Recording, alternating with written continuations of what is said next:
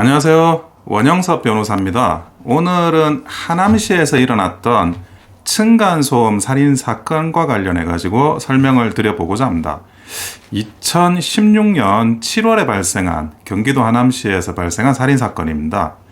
A씨, 68세의 A씨가 34세의 김모씨, 당시 그 김모씨 사이에 층간 그 소음 분쟁을 이유로 해서 그 김모씨가 A씨를 하나 위층이에요. 하나 위층에 와가지고 상해와 살인을 저지른 사건입니다. A씨는 팔과 옆구리에 상처를 입었고요. A씨의 부인이 되시는 분께서 사실은 복부에 상처를 입고 사망을 하셨습니다.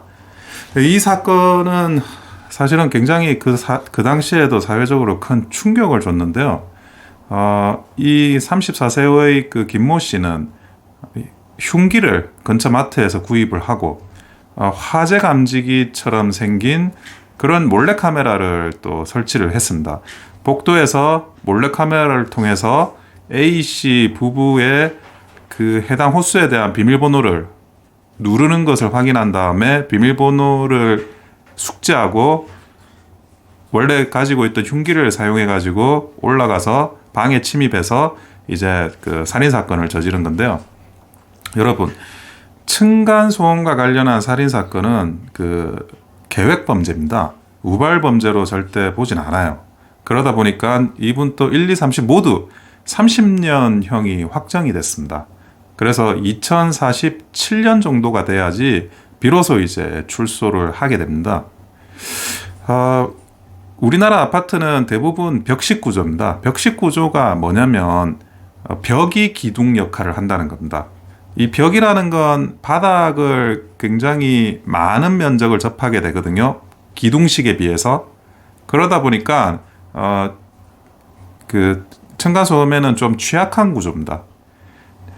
물론 이제 공간 활용도 면에서는 굉장히 높아요. 그 방 안에 별도의 기둥이 없기 때문에 공간 활용 면에서는 굉장히 활용도가 높은데 그럼에도 불구하고 층간소음과 관련해서는 좀 큰 문제가 있는 구조긴 합니다. 그런데 이게 또 특이한 점이 아랫집에서 느끼는 소음의 원인이 그 윗집이 아닐 수도 있어요. 하나 더 위에 2층 위에 윗집일 수도 있고 대각선 윗집일 수도 있습니다.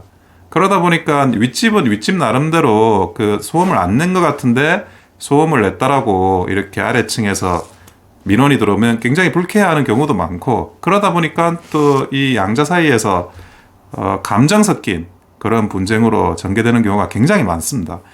그래서 여기에 관한 대처는 피해자 입장에서는 직접적으로 그 위층에 있는 주민과 접촉하기보다는 가급적이면 관리사무소에 이야기를 해서 제3자가 중재하는 방식으로 민원을 해결하는 게 가장 좋습니다. 1차적으로 관리사무소가 해결을 못하면 2차적으로 지자체마다 층간소음과 관련한 상담실을 운영을 하고 있습니다. 그 상담실을 통해서 다시 한번 지자체 차원에서 해결을 광고해 보시고 만약 그래도 해결이 안 난다 그러면 환경분쟁조정위원회가 있습니다.